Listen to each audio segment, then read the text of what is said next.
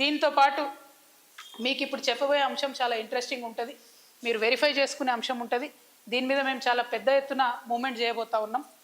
ఈ 3 సమ్మిట్లు మొన్న వచ్చిన గ్లోబల్ సమ్మిట్లో వచ్చిన ఇన్వెస్ట్మెంట్స్ గురించి ఒకసారి మీకు నేను చెప్తాను. ఫస్ట్ గ్లోబల్ సమ్మిట్లో ట్రంప్ మీడియా అండ్ టెక్నాలజీ అనే ఒక సంస్థ 1,00,000 కోట్ల ఇన్వెస్ట్మెంట్ పెడుతున్నామని చెప్పింది. అయితే ఈ సంస్థ యొక్క మొత్తం మార్కెట్ క్యాపిటలైజేషన్ అంటే మొత్తం వాల్యూ, వాళ్ళకున్న ఆస్తులు పాస్తులు బిజినెస్ లావాదేవీలు అన్నీ కలిపి 30,000 కోట్లు. 30,000 కోట్ల సంస్థ అమెరికాలో ఉన్నది. అక్కడి సంస్థ ఇక్కడ 1,00,000 కోట్లు పెడతామని చెప్పింది. మరి ఎట్లా పెడతారు, ఏ రంగంలో పెడతారు, ఏం పెడతారు అనేటటువంటి డీటెయిల్స్ కానీ రోడ్ మ్యాప్ కానీ ఏం లేదు. మొదటిది అది. అట్లీస్ట్ ఈ సంస్థ ఫేక్ కాదు, ఈ సంస్థ మాత్రం రియల్. తర్వాత AGIDC సింగపూర్ అనేటటువంటి సంస్థ. ఈ సంస్థ ఏం చేశారు, ఇంటర్నేషనల్ గేట్వే డేటా సెంటర్ పెట్టడానికి 67,500 కోట్లు 67,500 crores ఇన్వెస్ట్ చేస్తామని చెప్పారు. కానీ మేము ఎంత వెతికినా కనీసం ఈ కంపెనీ వెబ్సైట్ కూడా దొరకలేదు ఆన్లైన్. AGIDC సింగపూర్ అనే సంస్థ ఎక్కడ రికార్డ్ లేదు, సింగపూర్లో లేదు, ఎక్కడ లేదు, రిజిస్ట్రేషన్ లేదు. కానీ మన దగ్గరకు వచ్చి మొన్న గ్లోబల్ సమ్మిట్లో 67,500 కోట్లు ఇన్వెస్ట్ చేస్తామని చెప్పడం జరిగింది. ఆ తర్వాత ఇంకోటి ఇన్ఫ్రాకి డేటా సెంటర్ పార్క్స్ అని 70,000 కోట్ల MOU చేసుకున్నారు. వీళ్ళు ఎంత ఘోరం అంటే, వీళ్ళు MOU చేసుకున్న కంపెనీ మొన్న 2025లో గ్లోబల్ సమ్మిట్లో MOU చేసుకున్న కంపెనీ, ఈ కంపెనీని పెట్టిందే ఈ సంవత్సరం మే 2025 పెట్టిరు. అంతకుముందు ఇదే కంపెనీ ఏం చేసింది, అమెరికాలో పోయిన సంవత్సరంలో అక్కడ ఒక కంపెనీ రిజిస్టర్ చేసి అక్కడ గవర్నమెంట్ కూడా 90,000 కోట్లు MOU చేసుకుంది. ఆ తర్వాత బ్రెజిల్కి పోయినరు వీళ్ళు, అక్కడికి పోయి కూడా 70,000 కోట్లు MOU చేసుకుంది. అంటే నాకు అర్థమవుతున్నది ఏంటంటే ఇది ఒక ఫేక్ కంపెనీ. ఎక్కడ ఇన్వెస్ట్మెంట్ కంపెనీలు సమ్మిట్ జరిగితే అక్కడికి పోయి 90,000, 70,000, 80,000 అని చేసుకుంటా తిరుగుతుండాలి. అయితే ఫేక్ కంపెనీ అయి ఉండాలి, లేకపోతే ఇప్పుడు 70,000 కోట్లు తెలంగాణ ప్రభుత్వంతో ఉన్న MOU చూపించి బ్యాంకులనన్నా మభ్యపెట్టే సంస్థ అయి ఉండాలి.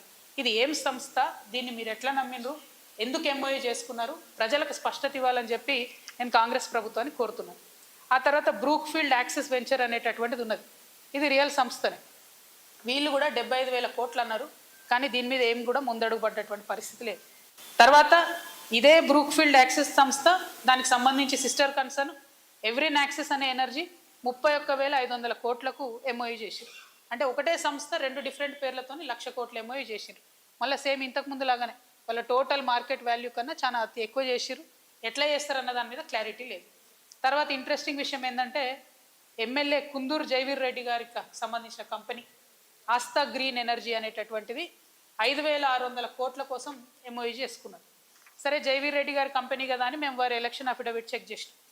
వారి ఎలక్షన్ అఫిడవిట్లోనేమో ఈ కంపెనీ పేరు లేదు. మరి పాపం కొత్తగా పెట్టి ఉండొచ్చు, నాకు తెలియదు.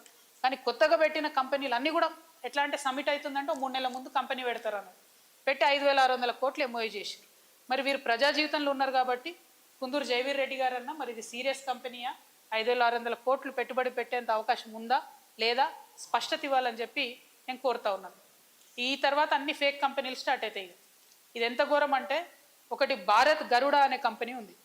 వీళ్ళు ఏం MOU చేసిరంటే 2,100 కోట్లతోని కార్లు కంపెనీ పెడతాం తెలంగాణలోనే MOU చేసిరు. దీని మొత్తం పేడప్ క్యాపిటల్ అంటే 2,500 కోట్లు పెట్టుబడి పెట్టే సంస్థకు పేడప్ క్యాపిటల్ ఓన్లీ 10 లక్షల రూపాయలు. ఇంటర్నెట్లో సెర్చ్ కొడితే ఇది ఒకటే పేజ్ వస్తుంది వెబ్సైట్లో, పేరు భారత్ గరుడ, రిజిస్టర్డ్ ఇన్ అమరావతి, ఆంధ్రప్రదేశ్. ఇది ఒక పేరు తప్పితే ఇక్కడ ఫేస్బుక్ లేదు, యూట్యూబ్ లేదు, ట్విట్టర్ లేదు, ఏడిపోయినా ఇది ఒకటే పేజ్గానే పడుతుంది. అంటే ఎంతో ఫేక్ సంస్థ అనేటటువంటి విషయం తెలుస్తుంది. తర్వాత అతిరథ్ హోల్డింగ్స్ అనే ఒక సంస్థ, అది కూడా అంతే, 10 లక్షల కంపెనీ, పెట్టుబడేమో 4,000 కోట్లు పెడతాం. SLR సురభి 1 లక్ష కంపెనీ, పెట్టుబడేమో 3,000 కోట్లు పెడతాం. RCT ఎనర్జీ 5 లక్షల ఉన్నటువంటి కంపెనీ, 2,500 కోట్లు పెట్టుబడి పెడతామని చెప్పి ఫేక్ MOUలు చేసుకున్నారు. ఇక నా దగ్గర చాలా ఉన్నాయి, ఒకటి ఒక 4-5 కంపెనీలు ఉన్నాయి. గమ్మత్ ఏంటంటే, ఒకటి ఇది ఇంట్రెస్టింగ్ ఉంటుంది, ఈ ఉర్సా క్లస్టర్స్ అనే కంపెనీ మొదలు 500 కోట్లు పెట్టుబడి పెడతామని తెలంగాణ గవర్నమెంట్తో MOU చేసుకున్న తర్వాత కంపెనీ రిజిస్టర్ చేసి. ఎంత గమ్మత్ అంటే ఇవి అసలు మరి మామూలుగా లేవు దారుణాలు. ఇవన్నీ డీటెయిల్స్ ఇవన్నీ కూడా మేము అప్లోడ్ చేస్తాం. నేను మీ అందరితో కోరేది ఏంటంటే, ముఖ్యంగా I appeal to the youngsters of Telangana, we need to expose these fake MOUs. మేము చేసిన రీసెర్చ్తోని we found out about 10-20 companies which we will upload online. నేను అపీల్ చేసేది తెలంగాణ యువకులతోని, దయచేసి మీరు కూడా రీసెర్చ్ చేయండి. ఫేక్ MOUs ఏవైతే ఉంటాయో వాటిని ఎక్స్పోజ్ చేద్దాం. కాంగ్రెస్ ఫేక్ MOUs అనేటటువంటిది అందరు పట్టుకోండి. అటు కూడా ఇవ్వండి. కాంగ్రెస్ ఫేక్ ఎంఓయూస్ అనేటటువంటి మనం ఎక్స్పోజ్ చేయాలి. ఎందుకంటే ఒక పక్క ప్రజలు సఫర్ అవుతుంటే, అగ్ని ప్రమాదాల్లో చచ్చిపోతుంటే, ఎక్సైజ్ వాళ్ళ మీద దాడులు జరుగుతుంటే విదేశాల్లో ఉన్న ముఖ్యమంత్రి గారు స్పందించరు. ఇంకొక పక్క 3 ఏళ్లలో 30 సార్లు విదేశాలు తిరిగి గ్లోబల్ సమ్మిట్లు 3 పెట్టి, తెలంగాణలో గ్లోబల్ సమ్మిట్ పెట్టి పెట్టుబడులు వచ్చేస్తున్నాయి, ఉద్యోగాలు వచ్చేస్తున్నాయని మోసం చేస్తున్నారు. ఇంకొక పక్క పాత ప్రభుత్వం ఇచ్చినటువంటి ఉద్యోగాలకు వారు మళ్ళీ ఇప్పుడు ఏదో నోటిఫికేషన్ ఇచ్చినట్టు ప్రభుత్వ ఉద్యోగాలు ఇస్తున్నారని అట్లా మోసం చేస్తున్నారు. కాబట్టి తెలంగాణ యువకులకు నేను పిలిపిస్తూ ఉన్నాను, #fake MoUs, Congress fake MoUs, వీటిని ఎక్స్పోజ్ చేద్దాం దయచేసి. ఎందుకంటే ఈ ప్రభుత్వం ప్రజలను ఎంత మోసం చేస్తుందో మనం తెలుసుకోవాలి, తెలియజేయాలి. మనం ఏమనుకుంటాం, ఇన్ని లక్షల కోట్ల ఇన్వెస్ట్మెంట్ వస్తుందంటే ఎన్ని వేల ఉద్యోగాలు వస్తాయో అనుకుంటాం.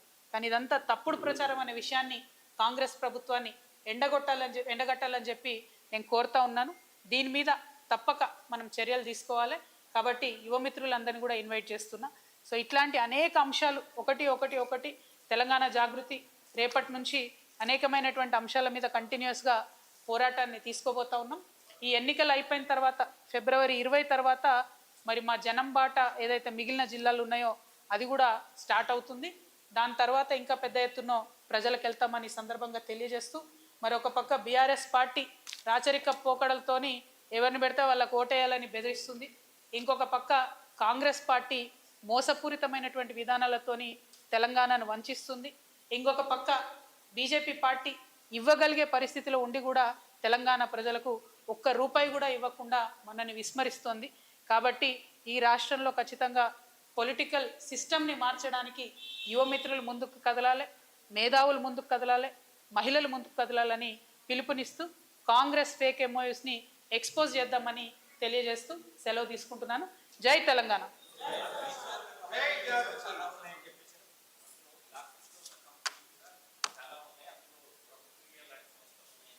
బ్లాక్ లిస్ట్ కాదు, అసలు ఎక్కడ వాటి మీద ఏం దొరుకుతలేదు. గోస్ట్ కంపెనీస్, ఒక వెబ్సైట్ దొరుకుతలేదు, ఒక బ్లాక్ లిస్టెడో కాదో నాకు తెలియదు.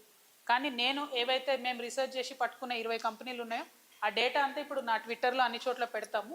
ప్రభుత్వం జవాబు ఇవ్వాలి, ఏమవుతుంది, ఇది ఎందుకు ఇంత ఫేక్ చేస్తున్నారు.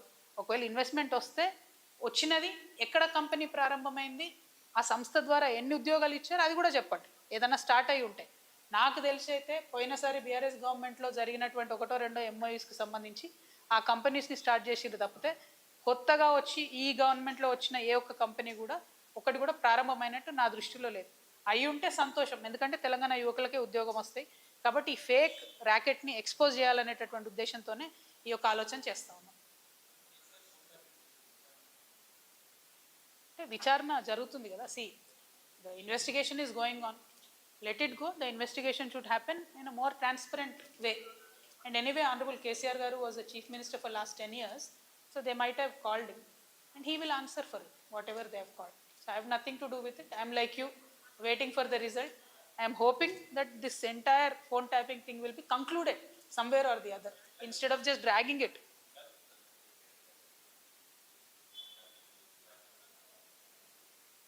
నేనేమంటున్నా బ్రదర్, మన ఏం జరిగిందో నాకు తెలియదు.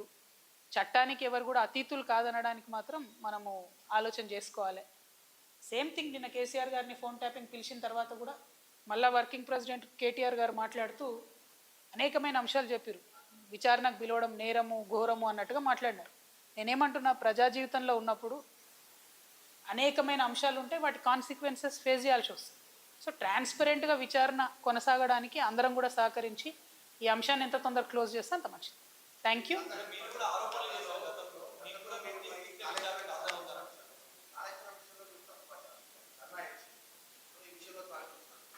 నేనేం తప్పు పట్టట్లే. నేనేమంటున్నా, వారు మాట్లాడిన మాటలు చూడండి. ఎట్లా అయితే మంచోడైనా చెడ్డోడైనా మేము చెప్పిన వాళ్ళకే ఓటేయాలన్నారో అసలు మమ్మల్ని విచారణకే పిలవద్దు అన్నట్టు మాట్లాడుతుంది. అసలు ఆ సిచ్యువేషన్ ఎందుకు వచ్చింది? ఇన్ని రోజులు పిలవలేదు కదా కేసీఆర్ గారిని విచారణకు. ఇప్పుడు ఆ సిచ్యువేషన్ వచ్చింది కదా. ఆ సిచ్యువేషన్ ఎందుకు వచ్చిందో ఇప్పటికన్నా అంతర్గతంగా వాళ్ళు పరిశీలన చేసుకోవాలి. 1, 2, ఒకవేళ పిలిచిండ్రు అనుకోండి విచారణకు, పోక తప్పదు. ఇప్పుడు రేపు నన్ను పిలిచినా పోతా. నన్ను కూడా అప్పుడు ఈడీ సిబిఐ పిలిస్తే పోతే కదా. నేను చేసినా నేరం చేయలేదా అనేటటువంటిది నేను చేయలేదని నా మనసుకు తెలుసు, కానీ అది ప్రూవ్ అవ్వాలి కదా. ఇప్పుడు కూడా అదే జరుగుతుంది. సో చట్టానికి అందరం కూడా సహకరించాలి. పిలిచినప్పుడు పోతాం. కాకపోతే ఆ యొక్క ఆలోచన విధానం ఏదైతే ఉన్నదో అందులో మార్పు రానంత కాలం బీఆర్ఎస్ పార్టీని మాత్రం ఎవడు కూడా బాగు చేయలేడు.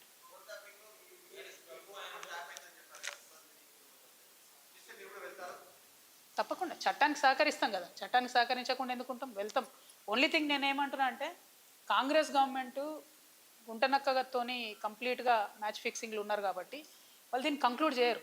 నిజమైన నేరస్తులు బయటకు వస్తారని నేను అనుకుంటలేను. ఏదో టైంపాస్ చేసి ఇప్పుడు మున్సిపల్ ఎన్నికలు 10-11 రోజులు హడౌట్ చేసి వదిలేస్తారేమో అనేటటువంటి ఆలోచన నాకున్నది. కాబట్టి Congress has to prove if the government is transparent, if they are serious, ఈ ఇన్వెస్టిగేషన్ షుడ్ గో ఫార్వర్డ్. ఏడబోతుంది 2 ఏళ్ల నుంచి, ఎక్కడ వేసిన గొంగలు అక్కడే ఉంది, తిరిగిన దగ్గరే తిరుగుతూ ఉన్నది. సో స్టాండ్ వేసి సైకిల్ దొక్కినట్టు ఉంది పరిస్థితి. అట్లా కాకుండా కంక్లూడ్ కావాలని కోరుతున్నాను నేను.